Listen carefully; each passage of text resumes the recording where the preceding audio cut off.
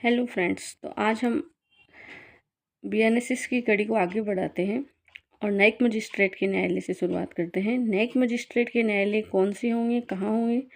तो न्यायिक मजिस्ट्रेट के जो न्यायालय हैं वो राज्य सरकार उच्च न्यायालय के परामर्श से प्रत्येक जिले में प्रथम वर्ग और न्यायिक मजिस्ट्रेट के इतने न्यायालय और ऐसे स्थानों पर इन सब का परामर्श उच्च न्यायालय से करने के पश्चात उन्हें अधिसूचित करेगी और उनकी स्थापना करेगी। ठीक है। तो प्रत्येक न्यायालय में प्रथम वर्ग न्यायिक मजिस्ट्रेट, द्वितीय वर्ग न्यायिक मजिस्ट्रेट के इतने न्यायालय ऐसे स्थान पर स्थापित किए जाएंगे जितने और जो राज्य सरकार उच्च न्यायालय से परामर्श के पश्चात अधिसूचना के द्वारा निर्दिष्ट करे। परंतु अब इसमें प्रोवाइजो भी दे दिया कि परंतु राज्य सरकार उच्च न्यायालय के परामर्श के पश्चात किसी स्थानीय क्षेत्र के लिए प्रथम वर्ग या द्वितीय वर्ग मजिस्ट्रेट के न्यायिक मजिस्ट्रेट के एक या अधिक विशेष न्यायालय या किसी विशेष मामले या विशेष वर्ग के मामले का विचारण करने के लिए स्थापित कर सकेगी। जहां कोई ऐसा विशेष न्यायालय स्थापित किया जाता है। अब इसके अलावा और क्या काम है कि राज्य सरकार उच्च न्यायालय से परामर्श करने के पश्चात किसी विशेष मामले के लिए और किसी विशेष वर्ग के मामले के लिए किसी स्थानीय क्षेत्र में कोई प्रथम वर्ग या द्वितीय वर्ग मजिस्ट्रेट के न्यायालय और स्थापित कर सकेगी राज्य सरकार उच्च न्यायालय के परामर्श के पश्चात। अब हम आगे देखेंगे इसके क्लोज में उस स्थानीय क्षेत्र में मजिस्ट्रेट के किसी भी उच्च न्यायालय को किसी ऐसे मामले या वर्ग का विचारण करने की अधिकारिता नहीं होगी जिसके विचारण के लिए न्यायिक मजिस्ट्रेट का ऐसा विशेष न्यायालय स्थापित किया गया है। इसके प्रोवाइजो में विशेष न्यायालय के बारे में बता दिया कि जहां पर एक तो राज्य सरकार उच्च न्यायालय के परामर्श से किसी विशेष मामले या विशेष वर्ग के कोई मामला है उसके लिए विशेष न्यायालय की स्थापना कर सकेगी जो कि प्रथम वर्ग और द्वितीय वर्ग मजिस्ट्रेट न्यायालय ही होंगे। और अगर ऐसे किसी न्यायालय की स्थापना करी गई है तो जो पहले से स्थापित प्रथम वर्ग द्वितीय वर्ग मजिस्ट्रेट के न्यायालय वो उनको नहीं सुनने की अधिकारिता नहीं रखेंगे। विशेष रूप से स्थापित जो न्यायालय हैं पर्टिकुलर वही रखेंगे, जैसे कि एनआई कोर्ट बने हुए हैं, चिल्ड्रन कोर्ट्स बने हुए हैं, एससी एसटी के लिए कोर्ट्स बने हुए हैं। तो ये पर्टिकुलर जो कोर्ट्स होंगे उनकी अधिकारिता होगी। तो इन सब की भी स्थापना, इसमें मेन तरीके से हम समझे तो इन सब की भी स्थापना राज्य सरकार करती है उच्च न्यायालय के परामर्श से। सेकेंड क्लोज है कि न्यायालय की पीठासीन अधिकारी जो हैं वो उच्च न्यायालय के द्वारा नियुक्त किए जाएंगे। उच्च न्यायालय इनमें पीठासीन अधिकारी नियुक्त करेगा। नेक्स्ट है उच्च न्यायालय जब कभी उसे यह समीचीन हो या आवश्यक लगे तो भी उच्च न्यायालय सिविल न्यायालय में न्यायाधीश के रूप में कार्यरत किसी राज्य की न्यायिक सेवा के किसी सदस्य को प्रथम वर्ग या द्वितीय वर्ग मजिस्ट्रेट के न्यायालय की शक्तियां प्रदान कर सकता है। ये शॉर्ट क्वेश्चन में कई बार आ चुका है, वेरी वेरी इंपॉर्टेंट है कि कोई सिविल न्यायाधीश जो है वो प्रथम वर्ग या द्वितीय वर्ग न्यायिक मजिस्ट्रेट हो सकता है? हाँ, तो बिल्कुल हो सकता है। कौन करेगा इसके लिए? तो इसके लिए ऑथराइज्ड है हाई कोर्ट। उच्च न्यायालय ही किसी सिविल न्यायाधीश को किसी राज्य की न्यायिक सेवा में कार्य करने के लिए प्रथम वर्ग या द्वितीय वर्ग न्यायिक मजिस्ट्रेट की शक्तियां प्रदान कर सकेगा। तो ये कई बार क्वेश्चन ऐसे भी आ जाता है कि ये जो चीज़ है ये कौन से सेक्शन के कौन से क्लोज में है? तो सेक्शन 9 के क्लोज 3 में है बीएनएसएस के। अब हम आगे चलते हैं सेक्शन 10। सेक्शन 10 है मुख्य न्यायिक मजिस्ट्रेट और अपर मुख्य न्यायिक मजिस्ट्रेट। मुख्य न्यायिक मजिस्ट्रेट और अपर मुख्य न्यायिक मजिस्ट्रेट कौन होंगे? तो उच्च न्यायालय प्रत्येक जिले में किसी भी प्रथम वर्ग न्यायिक मजिस्ट्रेट जो है उसे मुख्य न्यायिक मजिस्ट्रेट नियुक्त करेगा। उच्च न्यायालय करेगा किसी फर्स्ट क्लास न्यायिक मजिस्ट्रेट को मुख्य न्यायिक मजिस्ट्रेट घोषित कर सकेगा, नियुक्त कर सकेगा। उच्च न्यायालय किसी प्रथम वर्ग न्यायिक मजिस्ट्रेट को ही अपर मुख्य न्यायिक मजिस्ट्रेट नियुक्त कर सकेगा और ऐसे मजिस्ट्रेट को इस संहिता के अधीन या रस्म में प्रवर्तित किसी अन्य विधि के अधीन मुख्य न्यायिक मजिस्ट्रेट की सभी शक्तियां होंगी जैसा उच्च न्यायालय निर्देश दे। उच्च न्यायालय किसी जेएम फर्स्ट को अपर मुख्य न्यायिक मजिस्ट्रेट भी नियुक्त कर सकता है और उसको वे सभी शक्तियां होंगी जो कि मुख्य न्यायिक मजिस्ट्रेट को होती हैं। अब उच्च न्यायालय क्या, थर्ड पॉइंट अगर हम इसका पढ़ते हैं इसमें शायद अपर मुख्य न्यायिक मजिस्ट्रेट है ना, उसे कार्यों का आवंटन करने की शक्ति नहीं है, क्योंकि ये ओनली मुख्य न्यायिक मजिस्ट्रेट के पास ही होती है। इसीलिए यहाँ लिख रखा है कि जिसका उच्च न्यायालय निर्देश दे। उच्च न्यायालय ने कार्यों का आवंटन करने के लिए इसकी शक्ति उसको नहीं दे रखी है, ये खाली मुख्य न्यायिक मजिस्ट्रेट के पास ही है। आगे देखते हैं सेक्शन में और क्लियर हो जाएगा। सब क्लोज 3, उच्च न्यायालय जैसा अवसर अपेक्षित करें किसी उपखंड में किसी प्रथम वर्ग न्यायिक मजिस्ट्रेट को उपखंड न्यायिक मजिस्ट्रेट के रूप में पदाविहित कर सकेगा और उसे इस धारा में विनिर्दिष्ट उत्तरदायित्वों से मुक्त कर सकेगा। उच्च न्यायालय जो है अगर वो अपेक्षित करे तो किसी उपखंड में जो उपखंड न्यायिक मजिस्ट्रेट होता है वो प्रथम वर्ग न्यायिक मजिस्ट्रेट की कैडर का ही होगा, उसे वो उपखंड न्यायिक मजिस्ट्रेट पदाविहित कर सकता है। लेकिन अगर हम राजस्थान स्टेट की बात करें तो राजस्थान स्टेट में उपखंड न्यायिक मजिस्ट्रेट जैसी कोई पोस्ट है नहीं फिलहाल। ऐसी उपखंड न्यायिक मजिस्ट्रेट की जो पोस्ट है वो आपको आसाम जुडिशरी में देखने मिल जाएगी। तो ये क्योंकि BNSS पूरे भारत पे लागू है तो ये प्रोविज़न अपने राजस्थान में लागू नहीं है अभी फ़िलहाल। नेक्स्ट है मुख्य न्यायिक मजिस्ट्रेट के साधारण नियंत्रण के अधीन रहते हुए प्रत्येक उपखंड न्यायिक मजिस्ट्रेट को उपखंड में न्यायिक मजिस्ट्रेट अपर मुख्य न्यायिक मजिस्ट्रेट से भिन्न के काम पर पर्यवेक्षण और नियंत्रण की शक्तियां होगी, वह उनका प्रयोग करेगा जो उच्च न्यायालय साधारण या विशेष आदेश के द्वारा इस निमित्त विनिर्दिष्ट करे। मुख्य न्यायिक मजिस्ट्रेट को अपर मुख्य न्यायिक मजिस्ट्रेट को मुख्य न्यायिक मजिस्ट्रेट की शक्तियां दे दी, इसलिए अब उपखंड न्यायिक मजिस्ट्रेट जो है वो अपर मुख्य न्यायिक मजिस्ट्रेट को तो चैलेंज नहीं कर सकता, लेकिन उसमें और जो न्यायिक मजिस्ट्रेट हैं उनको उनके कार्यों को देखेगा, उनके कार्यों पर उसको किसी शक्ति पर अगर नियंत्रण लगाना है तो वो भी कर सकेगा। तो उसे उनके कार्य का पर्यवेक्षण करने की और उन पर कोई नियंत्रण करने की शक्तियां होंगी उपखंड न्यायिक मजिस्ट्रेट को, लेकिन ये अपनी शक्तियों का प्रयोग मुख्य न्यायिक मजिस्ट्रेट और अपर मुख्य न्यायिक मजिस्ट्रेट पर नहीं करेगा और इसको वो सभी शक्तियां होंगी जो कि उच्च न्यायालय उसे प्रदत्त करे साधारण या विशेष आदेश के द्वारा।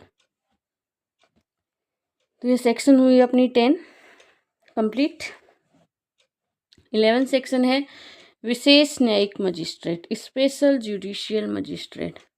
तो स्पेशल जुडिशियल मजिस्ट्रेट क्या है? यदि केंद्र सरकार या राज्य सरकार के द्वारा उच्च न्यायालय से ऐसा करने के लिए अनुरोध किया जाता है। अब इसके लिए विशेष न्यायिक मजिस्ट्रेट के लिए अनुरोध कौन कर रहा है? तो सेंट्रल गवर्नमेंट या स्टेट गवर्नमेंट उच्च न्यायालय से ऐसा अनुरोध कर रही है कि वो किसी व्यक्ति को जो सरकार के अधीन कोई पद धारण करता हो। इसमें क्या है कि स्टेट गवर्नमेंट और सेंट्रल गवर्नमेंट ना हाईकोर्ट से किसी भी व्यक्ति के लिए कर सकती है, लेकिन आगे कुछ उनकी वो बताई गई है क्वालिफिकेशंस की क्या होनी चाहिए। तो किसी व्यक्ति के लिए जो कि कोई पद धारण करता हो या किसी स्थानीय क्षेत्र में विशिष्ट मामले या विशिष्ट वर्ग के मामले में प्रथम वर्ग या द्वितीय वर्ग न्यायिक मजिस्ट्रेट को इस संहिता के द्वारा या इसके अधीन प्रदत्त की जाने वाली सभी या कोई शक्तियां प्रदत्त कर सकेगा। ये सेक्शन समझ में आई? इसमें बोला जा रहा है कि केंद्र सरकार और राज्य सरकार उच्च न्यायालय से अनुरोध करेगी, अनुरोध करके वो या तो किसी प्रथम वर्ग मजिस्ट्रेट या किसी द्वितीय वर्ग मजिस्ट्रेट या किसी अन्य व्यक्ति को जो कोई पद धारण करता हो, 3 व्यक्ति आ गए यहाँ पर, इन किसी को किसी स्थानीय क्षेत्र में किसी विशिष्ट मामले का निपटारा करने के लिए या किसी विशेष वर्ग के मामले का निपटारा करने के लिए प्रथम और द्वितीय वर्ग न्यायिक मजिस्ट्रेट की शक्तियाँ प्रदान कर सकता है।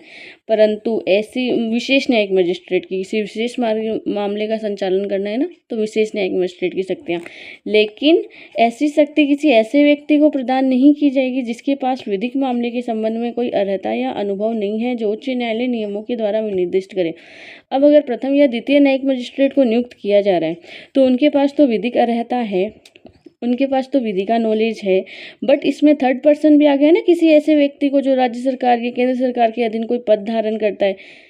तब यहाँ पर यह है कि कोई भी व्यक्ति कोई भी पद को धारण करता हो बट उसके पास लीगल नॉलेज होना जरूरी है और वो भी हाई कोर्ट जैसा बताए वैसा उसके पास अनुभव होना जरूरी है, तभी उसे किसी विशेष मामले या किसी विशेष वर्ग के मामले के लिए विशेष न्यायिक मजिस्ट्रेट नियुक्त किया जाएगा। आई होप ये सेक्शन क्लियर हो गई। ऐसे मामले विशेष न्यायिक मजिस्ट्रेट के ऐसे जो मजिस्ट्रेट हैं वो विशेष न्यायिक मजिस्ट्रेट कहलाएंगे और इनका जो कार्यकाल अवधि होगी वो 1 वर्ष हो सकेगी, या 1 वर्ष से इतनी अवधि 1 वर्ष से अनधिक की हुई है, मतलब 1 वर्ष से कम, 1 वर्ष तक या उससे कम, उससे अधिक नहीं, उससे उस तक या उससे कम जितना भी हाईकोर्ट साधारण या विशेष आदेश के द्वारा कहे, उतनी अवधि के लिए वो पद धारण करेंगे। अब हम देखते हैं न्यायिक मजिस्ट्रेट के न्यायालय में न्यायिक मजिस्ट्रेट की स्थानीय अधिकारिता, उनका लोकल ज्यूरिसडिक्शन क्या है, स्थानीय अधिकारिता क्या है इनकी। तो उच्च न्यायालय के नियंत्रण के अधीन रहते हुए मुख्य न्यायिक मजिस्ट्रेट समय समय पर उन क्षेत्रों की स्थानीय सीमाएं परिनिश्चित कर सकेगा जिसके भीतर धारा 9 और धारा 11 के अधीन नियुक्त मजिस्ट्रेट उन सभी मामलों या उनमें से किसी का प्रयोग कर सकेंगे जो इस संहिता के अधीन विनिहित किए जाएं। उच्च न्यायालय का कंट्रोल होगा। मुख्य न्यायिक मजिस्ट्रेट है वो समय समय पर ऐसे क्षेत्र की स्थानीय सीमाएं निश्चित करेगा, जैसा कि धारा 9 में जिसमें न्यायिक मजिस्ट्रेट की नियुक्ति हुई थी और धारा 11 में जिसमें कि विशेष न्यायिक मजिस्ट्रेट की नियुक्ति हुई थी। तो उनको जो क्षेत्र, उनके लिए जो क्षेत्र हैं वो परिनिश्चित कर सकेगा और वो क्षेत्र वही होंगे जो इस संहिता के अधीन बताए गए हैं। उनमें उनको कौन सी शक्तियाँ प्रयोग करनी है, कहाँ तक उनकी लिमिटेशंस होगी, वो सब कुछ आगे है। परंतु विशेष न्यायिक मजिस्ट्रेट का न्यायालय उस स्थानीय क्षेत्र के भीतर जिसके लिए वो स्थापित किया गया है किसी स्थान में अपनी बैठक कर सकेगा, लेकिन विशेष न्यायिक मजिस्ट्रेट का जो न्यायालय है उसको किसी पर्टिकुलर स्थानीय क्षेत्र में स्थापित किया गया, तो वो स्थानीय क्षेत्र में उस पूरे क्षेत्र में कहीं पे भी अपनी बैठक, किसी भी स्थान पर अपनी बैठक कर सकता है। कई बार ऐसा होता है कि कोर्ट विक्टिम्स को कोर्ट में नहीं बुला के कोर्ट खुद जाती हैं, मोबाइल कोर्ट्स होते हैं इस तरीके से। तो ये जो स्पेशल मजिस्ट्रेट्स जो नियुक्त किए गए हैं ना, वो किसी भी स्थान में अपनी बैठक कर सकेगा।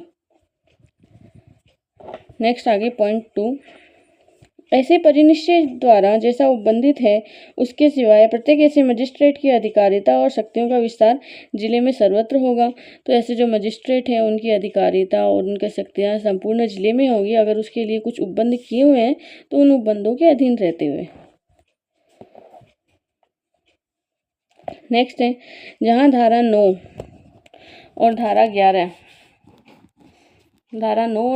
के अधीन नियुक्त किसी मजिस्ट्रेट की स्थानीय अधिकारिता का विस्तार किसी जिले में जिसकी वह मामूली तौर पर न्यायालय की बैठक करता है बाहर किसी क्षेत्र तक का है, वहाँ इस संहिता में सेशन न्यायालय या मुख्य न्यायिक मजिस्ट्रेट के प्रति किसी निर्देश का ऐसे मजिस्ट्रेट के संबंध में जब तक कि संदर्भ से अन्यथा अपेक्षित न हो, यह अर्थ लगाया जाएगा कि वह अपनी संपूर्ण स्थानीय अधिकारिता के भीतर संपूर्ण क्षेत्र में उक्त जिले के संबंध में अधिकारिता का प्रयोग करने वाले यथास्थिति सेशन या मुख्य न्यायिक मजिस्ट्रेट के प्रति निर्देश है। ये वैसे कोई इम्पोर्टेंट नहीं है, बट जहाँ की सेक्शन 9 और सेक्शन 11 में नियुक्त किसी मजिस्ट्रेट की स्थानीय अधिकारिता का विस्तार किया गया है और जहाँ पर वो अपनी बैठक कर रहा है, तो उस बैठक में उस समय जिस सेशन न्यायालय या मुख्य न्यायिक मजिस्ट्रेट के प्रति भी वही निर्देश समझा जाएगा कि उनका भी उस स्थानीय क्षेत्र में संपूर्ण अधिकार है सेशन न्यायालय या मुख्य न्यायिक मजिस्ट्रेट का। अब इससे हमें क्या समझ में आता है कि अब इनका कार्य क्या है, क्या कार्य करेंगे। तो कोर्ट में जो प्रोसीडिंग है वो, उसके अलावा जैसे कि पर्टिकुलर जो क्षेत्र इन्हें दिया गया है उन क्षेत्रों में थाने बांटने का काम, पुलिस स्टेशन कौन से किस कोर्ट के अंडर में आएंगे, ये सारे काम सीजेएम के हैं। कौन सा पुलिस स्टेशन कौन से कोर्ट के अंडर में आएगा वो उस स्थानीय क्षेत्र में करने का काम सीजेएम का रहेगा। ठीक है, अब आगे हम देखते हैं सेक्शन 13।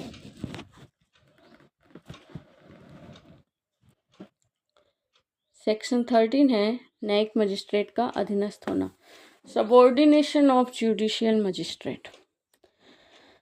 तो सबऑर्डिनेशन समझ लो, हायर अथॉरिटी जो होगी नहीं, लोअर अथॉरिटी जो होगी वो हायर अथॉरिटी के सबऑर्डिनेट होगी। प्रत्येक मुख्य न्यायिक मजिस्ट्रेट सेशन न्यायालय के अधीनस्थ होगा। यस ऑफ कोर्स, सेशन न्यायालय उससे बड़ा है तो सेशन न्यायालय के ही अधीनस्थ होगा। तो मुख्य न्यायिक मजिस्ट्रेट सेशन न्यायालय के अधीनस्थ होगा और प्रत्येक अन्य न्यायिक मजिस्ट्रेट जो है वो सेशन न्यायालय के साधारण नियंत्रण के अधीन रहते हुए मुख्य न्यायिक मजिस्ट्रेट के अधीनस्थ होंगे। ठीक है।